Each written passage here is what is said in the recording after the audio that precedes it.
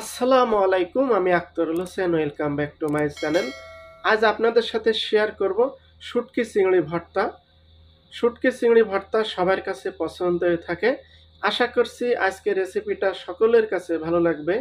আপনারা মনোযোগ সহকারে দেখবেন, আশা করছি সকলের কাছে ভালো লাগবে। টেবিলে চলে এলাম, একটা বল নিয়েছি, এখানে 1 প্যাকেট চিংড়ি শুটকি নিয়েছি। শুটকিগুলো এখন বলের ভিতরে দিয়ে দিব। এই চিংড়ি শুটকিতে কিন্তু প্রচুর বালি থাকে, আপনারা অবশ্যই ভালোভাবে ধুয়ে নেবেন। তো আমি পানি দিয়ে 10 মিনিট ভিজে রাখবো, তারপর আমি আলতোভাবে ভালোভাবে ধুয়ে ছেঁকে নিব।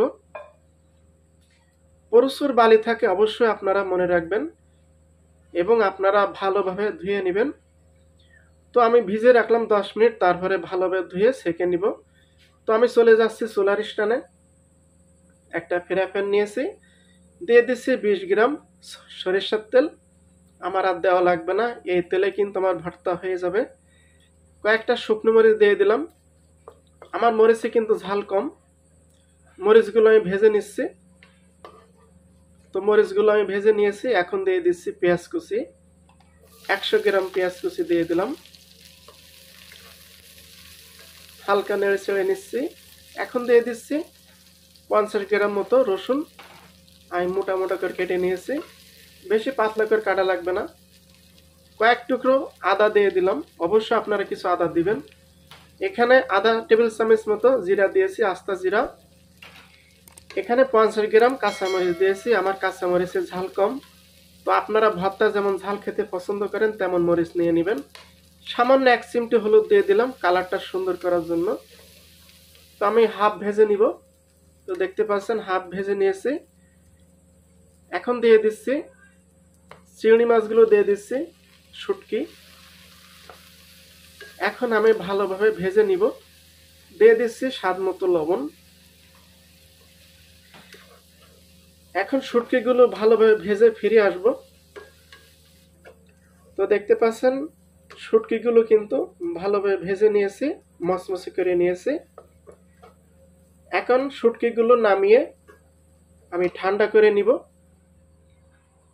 তো দেখতে পাচ্ছেন নামিয়ে নিয়েছি, ঠান্ডা করে নিব। এখন ঠান্ডা পরে আমি ব্লেন্ডার করব। তো একটা ব্লেন্ডার নিয়েছি,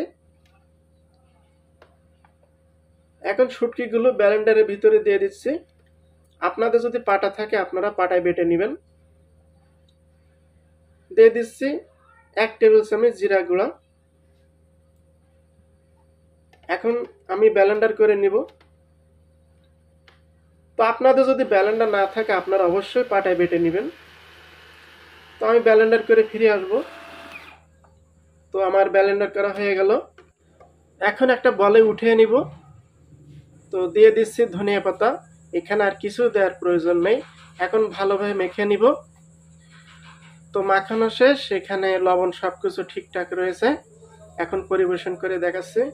তো আমার প্রিয় ভাই বোনেরা, রেডি হয়ে গেল চিংড়ি শুটকি ভর্তা রেসিপি। আজকের রেসিপিটা কেমন লাগলো অবশ্যই কমেন্ট করে জানাবেন এবং ভালো লাগলে অবশ্যই শেয়ার করবেন। আজকের মতন এখানে বিদায়। আসসালামু আলাইকুম, আল্লাহ হাফেজ।